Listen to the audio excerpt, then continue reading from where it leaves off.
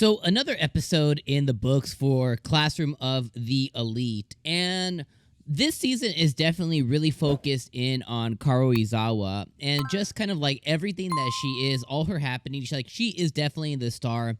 Even if we watch, and it might not be continued for the whole entire season, it might be like for half the season and then it swaps and then maybe like the next season or whatever it is, but she's definitely the main star. And even if you look at the ED, like the way that the ED ends is Karuizawa kind of like catching like a butterfly and then kind of looking up and seeing Ayana Koji there as kind of like her savior or whatever. And even this specific premise, I think I find like really, really interesting. And this episode specifically, you know, being like the second episode so far, this episode specifically is really like a catalyst episode, or like what I call like a builder episode. Like it's really just kind of like building the next kind of thing that's going to happen. So the events that happened this episode specifically was Ayana Koji meeting with Horikita and him talking about kind of like everything that's going on with the VIPs and everything with Horikita.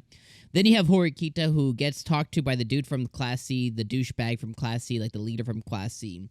And him basically saying, hey, let's turn D, C, and B all against A, and let's kind of turn everything upside down. She's like, absolutely not going to happen, blah, blah, blah, blah, blah, okay? So that's what happens there. Then Horikita and Ayana Koji end with Ayana Koji asking, like, hey, what do you know about Karuizawa? You know, what do you know about her? And she basically kind of gives him the main point of she's basically like a parasite feeding on others kind of thing. And he's like, okay, so he puts two and two together.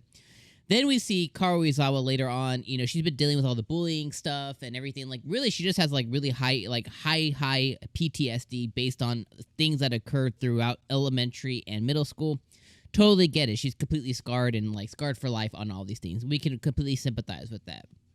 But she's been using others to kind of put as her shield as opposed to, like, dealing with these things head on. So we see Karuizawa talking to her boyfriend, which we find out isn't her boyfriend. You know, we knew he's just a pretend boyfriend. He's just somebody there to go and kind of like protect her good name, skyrocket her in popularity, and just kind of really take her up to the next step by being kind of protected by like the person of Class D, essentially, because that's kind of what he is.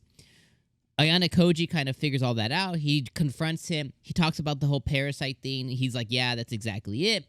Then later on, we see the conferences happen. They get absolutely nowhere with the conferences. Karuizawa puts on the moves from the dude from Class A, again, looking for another meat shield to protect her.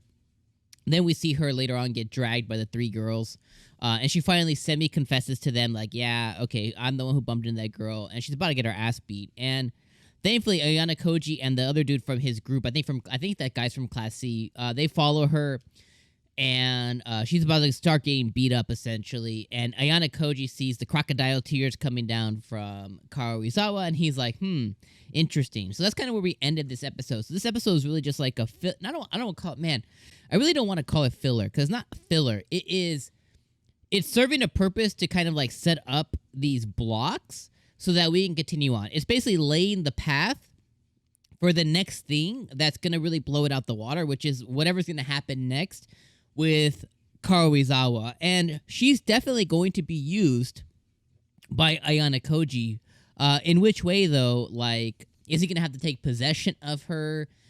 I'm just so interested on how he's going to basically, like, you know, puppeteer her and what that's going to look like. Is he going to have to, you know, like, get with her, essentially, to make this happen? I'm very interested to see on, like, what is he going to have to do to use her? Like, that's going to be a very interesting overarching plot of what ends up happening. So I'm very excited to see on what ends up coming of that specifically. The last thing I'll really touch on is finally we got to see Kushida. I love Kushida. I know she's two-faced. She has like one, you know, sweet, innocent, soft tone and like vindictive, aggressive, you know, harsh tone. Like she has these two different personalities, but I love Kushida. But this episode, she did something very interesting. You know, she saw all the couples and stuff. And the thing with Kushida is you never know is like, is she being genuine in certain actions and moments, or is she being completely fake and pretending? Like, you just don't know. And that's why it's such a mystery to Ayana Koji as well, is you don't know exactly what the F you're getting here. But long story short, Kushida was watching other people be couples and stuff, and I guess she said in that moment that she felt lonely, so she throws herself at Ayana Koji as he's saying goodnight. She grabs him, throws herself at him, and then tells him, "Oh, I've been feeling lonely and stuff." And then she's like, "I'm sorry for doing that," and then she runs away. And it's like, you don't know, is she putting on an act? Is that a real moment that she's having of loneliness? Does she really have interest in Ayana Koji, or does she just want to possess, like, have him as like a possession, as like an item? Does she just want to control him?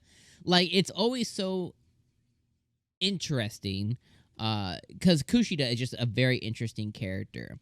But overall, really good episode. But if I were just to single out this episode and put it on a scale of like 1 to 10 by itself, probably like a 6 or 7, because the episode has a very strong purpose, and that's just to set up what's going to come next.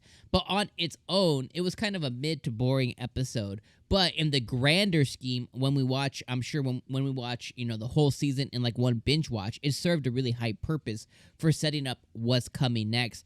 Outing Karuizawa, outing the relationship that she had with her fake boyfriend, the bullying, getting to know her more, Ayana Koji's next steps, Horikita dealing with the Class C guy, and then Kushida and the loneliness and the fakeness. Like, there's those like 8 effing things, that it's kind of setting up for what's going to come next. And I think that's what makes this episode really good. But again, on a scale alone by itself, just rating 1 week, probably like a 6 or 7. Grander scale, probably like a 9, depending what comes next. All right, I'm going to leave you guys on those thoughts there. Thank you for joining me for another week of Classroom of the Elite. And I'll see you guys next week, next Monday. Peace out, my friends.